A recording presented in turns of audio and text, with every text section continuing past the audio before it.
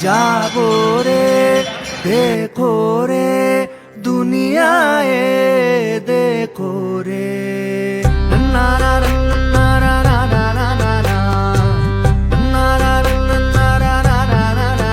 दोस्तों, ब्रह्मा के पुत्र अत्रि ने कर्दम ऋषि की पुत्री अनुसुईया से विवाह किया था। अनुसुईया की माता का नाम देहूति था। अत्रि दंपति की तपस्या और त्रिदेवों की प्रसन्नता के फलस्वरूप भगवान श्री विष्णु के अंश से महायोगी दत्तात्रेय, ब्रह्मा के अंश से चंद्रमा तथा शंकर के अंश से महामुनि दुर्वासा महर्षि अत्रि एवं देवी अनुसुईया के पुत्र के रूप में पृथ्वी पर अवतरित हुए। इनके ब्रह्मवादिनी नाम की एक कन्या भी थी। महर्षि अत्रि सतयुग के ब्रह्मा के 10 पुत्रों में से एक थे तथा उनका आखिरी अस्तित्व चित्रकूट में सीता अनुसुईया संवाद के समय तक अस्तित्व में था। उन्हें सप्त ऋषियों में से एक माना जाता है और ऋषि अत्रि पर अश्वनी कुमार की भी विशेष कृपा थी। दोस्तों, महर्षि दुर्वासा के बारे में तो हम सभी जानते हैं कि वे कितने क्रोधित ऋषि थे। रामायण के अनुसार महर्षि दुर्वासा राजा दशरथ के भविष्य वक्ता थे। इन्होंने रघुवंश के लिए बहुत सारी भविष्यवाणियां भी की थी। एक कथा के अनुसार दोस्तों, इंद्र ने अहंकार वश वैजयंती माला का अपमान किया था। परिणाम स्वरूप महालक्ष्मी उनसे रुष्ट हो गई और उन्हें दर दर भटकना पड़ा था। देवराज इंद्र अपने हाथी ऐरावत पर भ्रमण कर रहे थे। मार्ग में उनकी भेंट महर्षि दुर्वासा से हुई।